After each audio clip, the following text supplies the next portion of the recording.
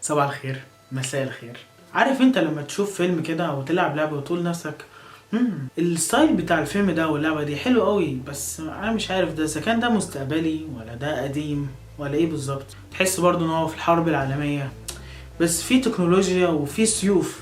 طب ازاي؟ وفي روبوتات وحاجات بتطير، بس الستايل قديم. ازاي جالهم التكنولوجيا ديت؟ زي مثلا فيلم وايلد ويست او فان هيلسينج، او تلعب لعبه زي ديسونورد او باي شوك انفينيت او ذا اوردر 1886. طب الحاجه دي اسمها ايه؟ الحاجه دي اسمها ستيم بانك. دي بقى مشكلتنا، ان احنا نكون عارفين الحاجه قوي بس مش عارفين نعبر عليها بكلمه او بجمله بسيطه. فاحنا عملنا سلاسل اجزاء بسيطه كده من الفيديوهات عشان تشرح لكم ايه هي العوالم دي اصلا. فالعوالم اللي احنا هنتكلم عليها هي ستيم بانك، ديزل بانك، سايبر بانك. فاول حاجه نتكلم عليها ايه هو البانك. لما اتعملت الموسيقى روك، في مجموعه من الناس شافت الموسيقى ديت مع الوقت انها بقت ممله، فهم قرروا ان هم يعملوا الستايل بتاعهم بعيدا عن القيود اللي هي بتاعه موسيقى الروك نفسها كانت ماشيه ازاي. فعملوا حاجه من غير قوانين، موسيقى لوحدهم من غير قيود بتاعه الروك، وسموها بانك. وبقت كلمه بانك معناها الحريه من غير شروط. في ناس بتستخدمها على انها شتيمه. فكلمة بانك لما دخلت على انها حرية التفكير في العصور المختلفة. تمام. ايه هو بقى الستيم؟ طاقة البخار اللي موجودة في الصناعة والزراعة وتوليد الكهرباء. تمام. ايه هو بقى الستيم بانك مع بعضهم؟ بص، هو جزء من الخيال العلمي والتكنولوجيا الجمالية والديزاين بتاع العالم اللي كان مبني على القرن 19. عشان في القرن 19 كان كل الصناعة مبنية على طاقة البخار. عشان كده سموه ستيم بانك، لانه مجمع ما بين العصر الفيكتوري اللي في بريطانيا والوايلد ويست اللي هو كاوبويز بتاع امريكا. لان في وقتهم كان بالنسبه لهم الاختراعات هتبقى بالمنظر ده، لو مثلا نضاره، في عدسات كتير عشان تشوف من بعيد، التروس اللي كانوا بيستخدموه في اللبس بتاعهم، والجوانتي والساعات، اللي هو يعني انت عايش في المستقبل في وقت عصرهم. انواع الموسيقى بقى اللي كانت بتستخدم في العصر ده، واحده اسمها فولك روك وبانك كابريت.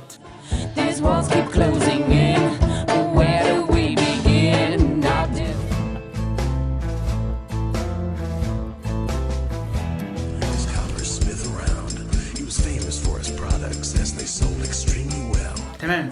مين بقى اللي عمل ستيم بانك؟ هو في الحقيقه ما اتعملش، بس اتبنى على روايات اتعملت في الستينات والسبعينات زي تيتو سالون وذا وور لورد اوف ذا اير. جم بقى في الثمانينات، ولما طلع بقى السايبر بانك هنعرف ايه هو السايبر بانك في العهد الجاي ان شاء الله. فجم وقالوا يبقى اللي فات دوت هو ده ستيم بانك، ودي شويه اعمال اتعملت على الناس ستيم بانك.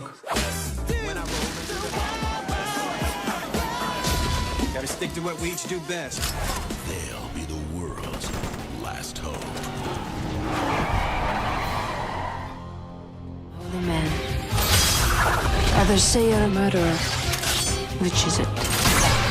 It's a bit of both. He has come to a forbidden land to battle enemies that are legend.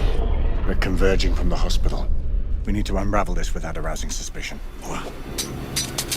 Incoming!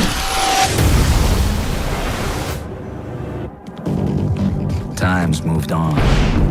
The powers have shifted. New breeds replaced the old.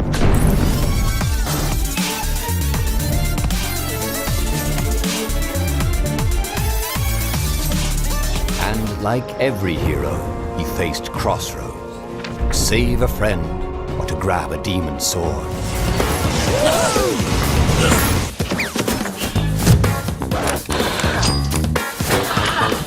Single set.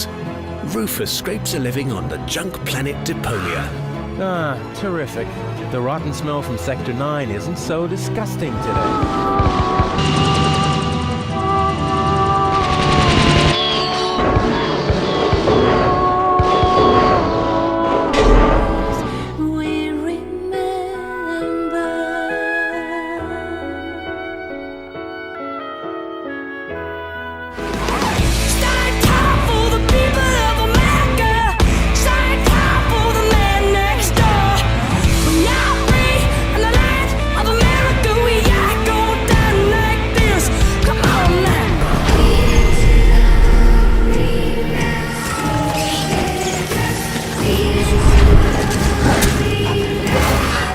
وبس هو ده الستيم بانك، والحلقه الجايه ان شاء الله هنتكلم على الديزل بانك.